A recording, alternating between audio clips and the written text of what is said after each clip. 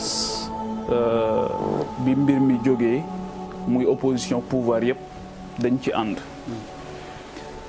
mais bu ñu garder comparaison bi rek gis nañ keroog tamit premier ministre France mu dem assemblée nationale gars yi kii ko bu baax mu wax ne même ci état d'urgence tamit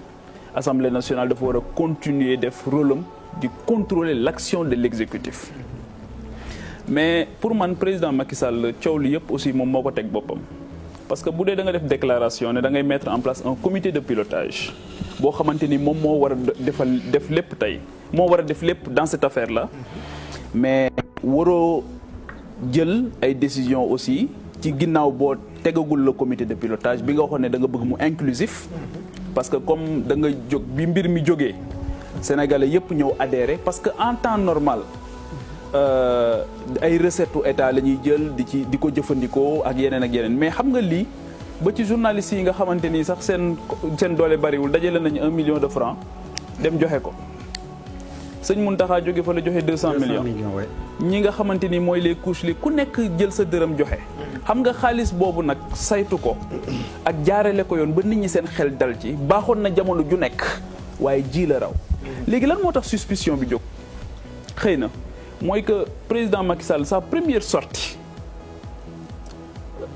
su doon dafa dem ci professeur Seydi service des maladies infectieuses wala soit mu dem feneen comme ni koy yeneen chef d'état yëpp defee ñu xam ne la gravité de l'heure commandé na mu gën a fësal loolu waaye première sortie dañ ko gis mu mel ni ku nekk ci campagne électorale aussi di def revue de troupe di xool ay tonne ceeb di dox moom kese ñu mettre ko en exergue donc loolu jox xeex bi aussi beneen cachet mel ni ñun dañoo nekk ci jamonoy famine wala jamonoy insécurité alimentaire boo xamante ni toll nañ ci muy wane noonu daal ne am na butin de guerre xawma wala nan lañ koy tuddee boo xamante ni ñëw na alors que ci guerre sanitaire la ñu nekk guerre sanitaire da ngay xam lan ngay jox dayo bi nga xamante ni moom moo gën a mag su defoon loolu ba pare leneen li comité de pilotage bi gérer ko su boobaa dina gën a am coow li yëpp mën na cee bañ a jóg leneen li nga xamante ni bëgg naa ko wax mooy sur la forme c'est-à-dire pourquoi Mansour Faye di def conférence de presse ministère de la santé non c'est-à-dire que ñiy def bu fekkoon ne comité de pilotage am na ñu wutal ko benn caractère général et impersonnel su boobaa bu ñu ko defee foofu dina gën a nit ñi seen xel dina ci gën a dal ñu xam ne lii kat ak peut-être une autorité indépendante su boobaa dinañ xam ne lii kat wala une personnalité indépendante dinañ xam ne lii kat njëriñu amul benn connotation politique ak yooyu parce que wax nañ ko encore une fois pour man non seulement la personne de Mansour Faye pour man ça dérange te dafay créer suspicion mais déjà kenn joxu ko ministère bi mu yor sax dafa dama koy wax depuis longtemps c'est-à-dire que développement communautaire nga am un ministre en charge des collectivités locales nga ñëw ne équité sociale mais équité sociale c'est un idéal qui est poursuivi par tous les départements ministériels ça peut pas être un ministère pour man déjà sur forme c'est un problème on a créé quelque chose pour quelqu'un boo xamante ni xamuñu à quelle fin et aujourd'hui on a vu son ni mu amee problème tey comment est-ce que tu peux dire à un journaliste soo ma laajaatee loolu ma porter la plainte mel ni laaj léegi dañ koy tere ci réew mi pour man c'est inadmissible et que loolu dañ ko war a arrêter léegi état d'urgence tamit c'est pas une porte ouverte pour ngay jël bëgg a saper suspension des droits pour nga suspendre yenn droits yi leneen li nga xamante ni bëgg naa ko wax Abdoulaye Der mooy ana commissariat bi nga xamante ni ñoom ñoo yor la sécurité alimentaire le ministre de la santé et de l'action sociale la ana waa action sociale ana ñii nga xamante ni dañu am expérience doon nekk ci kaw gi di xool xam ñii seen base de données tey ji buñ ci sukkandikoo mettre leen à contribution mën nañoo dem sans tambour ni trompette mais loxo bu tàmm gudd aussi su bëggee xëy na day gàtt day poser problème pourquoi suspicion am ci ne est-ce que niñ joxee marché yi baax na c'est parce que dañoo amoon habitude di joxe marché yoo xamante ni ñu ko doon joxe yàlla xam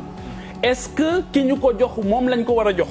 loolu tamit légitimement et je persiste aussi que effectivement ki ñu jëndee li nit ñi di poser question mooy pourquoi l'État du Sénégal jubalul ci ki nga xamante ni moom moo am le stock suffisant muy Dreyfus bi mu wax jënd foofu c'est une multinationale peut-être que am na ci yoo xamante ni bu ko defee mën na am na ñu mën a dal ci kawam parce que ay organe de contrôle yoo xamante ni droit international mën na dal ci kawam peut-être que loolu moo tax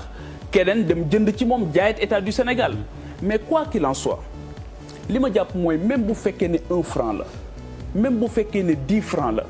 mënuñu nangu mukk li Idrissa Seck doon wax te d'accord ma ci ak moom dañ ndox mi fay lakk gi kenn du ko segg ak yooyu foog ñu segg ko nag waaw foog ñu segg ko parce que xam nga lu tax dañuy bañ mu am ay précédents dangereux te li tax ñu war ko segg mooy justement parce que ça a sabordé presque tout le travail qui a été fait depuis le début léegi le débat s'est installé ñun installé wuñ ko pourquoi bu fekkee ne débat bi ñorul woon xom mais lan moo tax Mansour Faye def conférence de presse li tax mu def conférence de presse moom xam na ko li tax mu ñàkk tooy xepp moom xam na ko justement parce que. et puis salle bi amoon na climat. parce que les craintes. si salle bi amoon na climat. parce que les craintes ba pare Abdoulaye Dé parce que les craintes sont légitimes parce que ñiy wax yëpp ne jarul saytu. ñooñu ndimbal li concerné wu leen de ñiy joxe ndimbal mi yëpp concerné wu leen. c'est-à-dire que on est. ñiy joxe ndimbal yëpp ñoom concerné wu leen ñoom waruñu cee bokk ñoom. loolu tam c'est un problème léegi nag les chiffres yi ñu doon wax autosuffisance en riz Serigne bi Faye léegi li mu wax dafa am solo loolu mooy la réalité du Sénégal léegi est-ce que bàyyi nañ léegi taux de croissance léegi est-ce que bàyyi nañ waxu émergence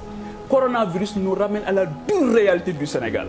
bi ñu doon wax ñu naan ñu ay affaire partisanerie la justement du partisanerie xëy na nous on a la chance de faire le pays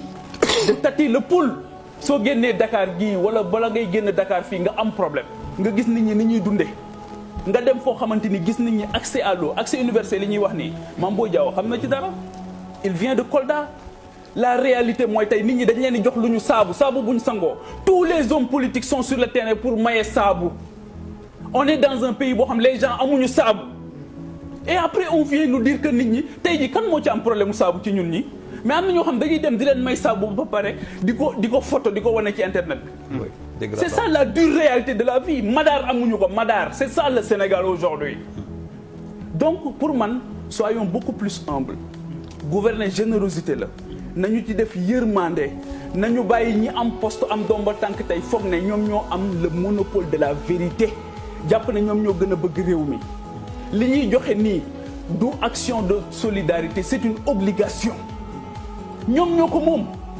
200 millions sëñ Mountakha yi kan moo ci gën a yey waa Sénégal yépp sunu 1 million yi convention des journalistes joxe kan moo ci gën a yey Sénégal yépp mais c'est ça la vérité li ñu leen di jox ay bu fi kenn tàccu kenn bu fi kenn woyal kenn bu fi kenn tëggal ndënd kenn c'est votre droit seen xaalis la te demandez plus parce que nous sommes vers un horizon très incertain mais ñaari saaku ceeb benn bouteille lu diwlin ñu bëgg a filmer la ko wane la ko su ma doon président li mu filmer port noonu sax duñ ko filmer